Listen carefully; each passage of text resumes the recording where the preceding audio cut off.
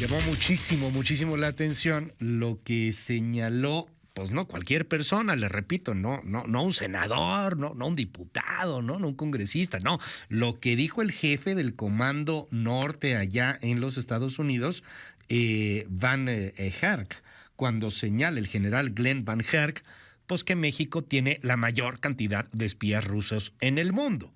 Obviamente vino después un desmentido, dice la embajada rusa, que eso no es cierto, que vieron así textualmente, viene el comunicado en las redes sociales. La embajada rusa ha analizado con gran atención el discurso del señor Glenn Van Herk y su opinión no tiene ningún fundamento sobre la presencia de espías militares rusos. O sea, pues ni modo que digan, sí, tenemos muchos espías, ¿no? ¿Tenemos espías? ¿No tenemos espías? Hoy le quiero recomendar, como siempre, que le eche un ojo a Jorge Fernández Menéndez en el Excelsior. Escribe en sus razones los espías de Putin y creo que es un análisis fundamental para los tiempos que estamos viviendo. Querido Jorge, gracias por tomarme la comunicación. Muy buenos días, ¿cómo estás? Muy buenos días, Luis. Un placer estar contigo, con todo tu auditorio, como siempre. Oye, ¿hay espías rusos aquí en México? ¿Podemos saber algo? Digo, sí, al final no podemos pedirlo a transparencia, ¿verdad? Por eso son espías. Bueno, siempre ha habido espías rusos en México. La estación durante toda la Guerra Fría, la estación de México, lo que era entonces la KGB, era lo que dice Al-Hanjar, que ahora la más grande del mundo. ¿Por qué? Porque aquí sirvió también así previo a la Segunda Guerra Mundial. Era como la base desde la cual se establecían comunicaciones para espiar sobre todo a Estados Unidos e influir en el gobierno mexicano por el peso evidente que tenía en la frontera con Estados Unidos. Desde la Guerra Fría hasta ahora han cambiado muchas cosas. Yo no sé que hay espías rusos seguros, si son en la mayor cantidad, la estación con mayor cantidad de espías en el mundo, no lo sé. Pero como tú decías, no lo digo yo, ni lo dices tú, ni es un académico trasnochado. Lo dice el jefe del Comando Norte de los Estados Unidos, el general Van Herk, que si la gente no lo sabe, Estados Unidos desde el 11 de septiembre dividió el mundo en 8, creo que son zonas militares para garantizar su seguridad, y una es para garantizar su seguridad interna y nacional. El que garantiza la seguridad nacional dentro de Estados Unidos es el Comando Norte. Dentro de los mandos militares de Estados Unidos, el jefe del Comando Norte debe ser el segundo o tercer hombre en importancia. Y ya es el mismo general que porque además son declaraciones que se hacen bajo juramento en el Comité de Asuntos Militares del Senado de los Estados Unidos. O sea, no son improvisaciones, no es una mañanera que se le ocurrió y dijo, no. Son declaraciones bajo juramento ante el Senado. Es el mismo que dijo que el 35% del territorio nacional estaba no controlado por el Estado, sino por grupos criminales. Claro. Eso fue ante este mismo comité en marzo del año pasado. Ahora vuelve a comparecer ante este comité y además de reiterar lo que dijo, agrega esta información con un matiz que no es menor. Dice, esos grupos están explotando a los grupos criminales y las dificultades que tienen para poder influir en Estados Unidos. Entonces, yo no sé el número, pero me hace sentido. ¿Y qué sucedería, mi querido Luis, si el día de mañana Estados Unidos saca una lista de personajes rusos o ligados con Rusia que trabajan para el gobierno ruso o para la nueva agencia que reemplazó a la KGB en la inteligencia rusa? El gobierno mexicano lo sabe, no lo sabe, lo tiene checado, lo tiene controlado. No hemos visto una sola reacción del gobierno mexicano. Eso es lo que a mí me asombra. Que la embajada rusa diga no es verdad, está bien, pero que el gobierno mexicano no diga una palabra, eso me asombra.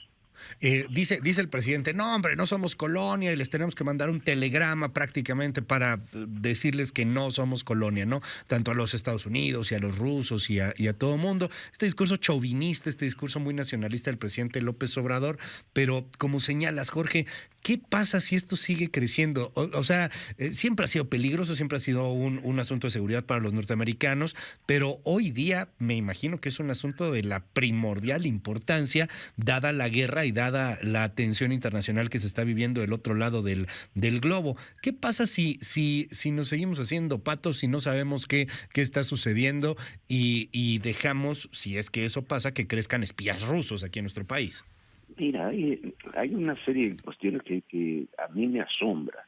La facilidad con la que se las deja ir. Estamos preocupados por el penacho de Moctezuma, pero no por la injerencia rusa, por ejemplo, o cualquier otra, pero en este caso rusa, en los ciclos políticos. Rusia intervino, está demostrado, hay gente detenida, intervino en la elección del 2014 en Estados Unidos, intervino en la elección del 2018, intervino en el referéndum independentista de Cataluña, intervino en las elecciones francesas. Eso es lo que se sabe y está comprobado. ¿Por qué no van a intervenir en una elección en México? ¿Y cómo intervienen? Claro. No intervienen, en algunos que intervienen con la ultraderecha. Eso es otro dato importantísimo, con los grupos estos como Vox, como el Frente Nacional de Le Pen en Francia, Uh-huh. son financiados y apoyados por el régimen de Putin, pero también intervienen cibernéticamente. Yo no sé en qué forma podrían intervenir en México, no sé de qué forma pueden manipular a los grupos criminales para intervenir, no sé cuando hablamos tanto de todas estas mentiras falsas que hay en Internet sobre un lado, sobre el otro, no sé cuántas son realmente nacionales, ese es el riesgo, y no tenemos ninguna política en ese sentido. Las áreas de ciberseguridad del gobierno mexicano, Luis, son de risa. Varias Claro. empresas privadas, muchas empresas privadas tienen sistemas de seguridad, de ciberseguridad Mucho mejores. mucho más sofisticados que el gobierno mexicano. Sí, claro.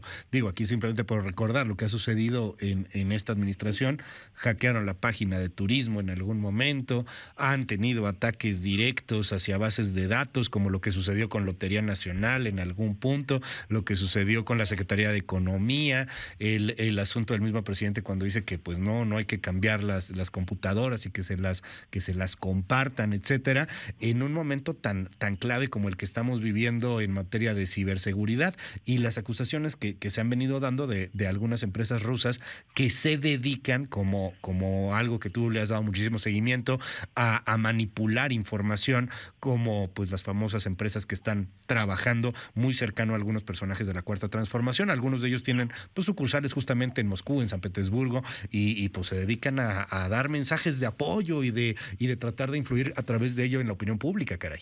No, claro, por Ujú. supuesto, y creamos grupos de apoyo y de amistad de México en medio de una guerra. Sí, claro. Esto es como si hubiéramos creado grupos de apoyo y de amistad, México Hitler en 1939 o México Franco en 1936.